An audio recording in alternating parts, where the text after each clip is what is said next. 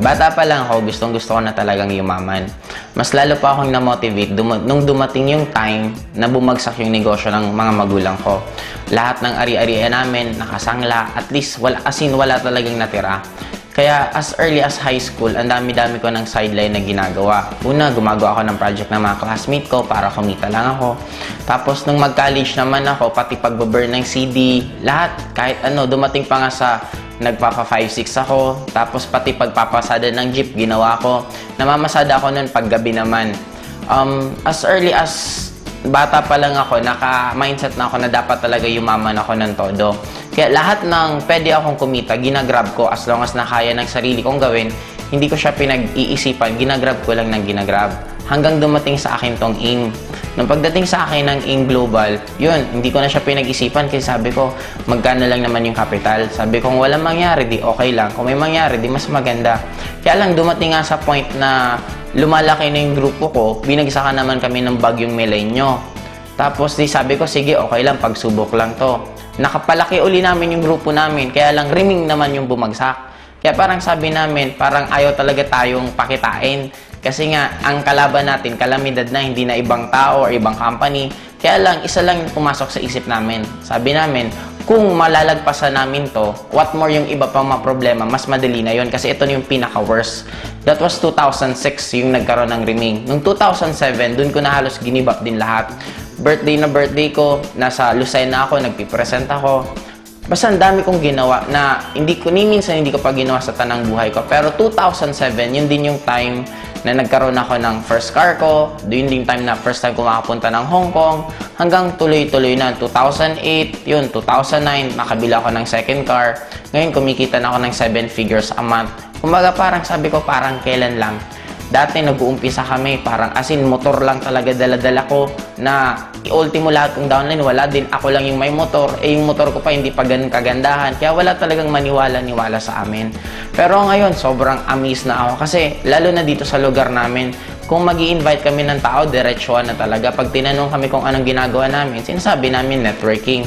Tapos, ang good thing ngayon, meron na kaming sariling identity. And by next year din, bibili na ako ng sariling building na doon na namin ilalagay mismo yung opisina ng AIM Global. Kung mga first time in the history of networking dito sa lugar namin, ang dami namin kumitang tao na nagkaroon ng sasakyan and bibili din ako ng resort.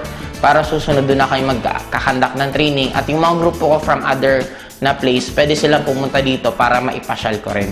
Ang point ko kasi, iba pala talaga pag kumikita ka ng pera. Darating sa point na halos hindi mo na sa'yo importante yung pera, ang pinaka-importante na lang sa'yo is yung convenient ng buhay mo.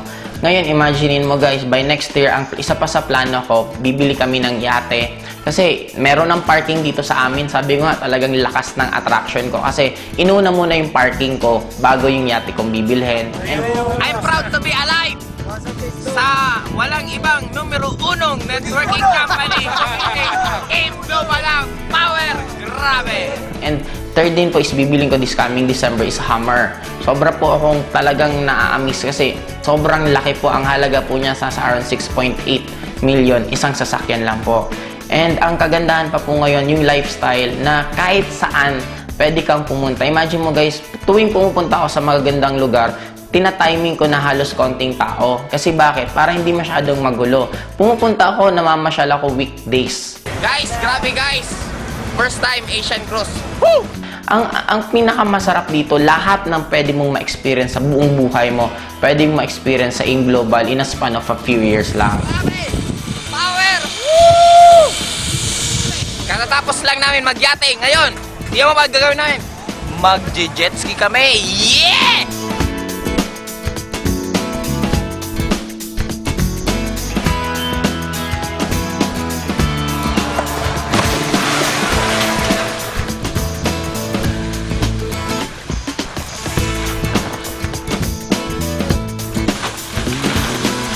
Kumbaga, yun yung nabigay sa amin na buhay because sa desisyon namin na gawin yung AIM Global at trabahuhin. Next year, US kami. Sobrang excited ako kasi Talagang first time ko makakapunta sa US na ni minsan hindi man lang pumasok sa isip ko na makakarating pala ako. Pero dahil sa In Global, binigay nila lahat sa amin yan. Kung meron pa sa inyong nag-iisip, actually dapat huwag nyo na siyang pag-isipan.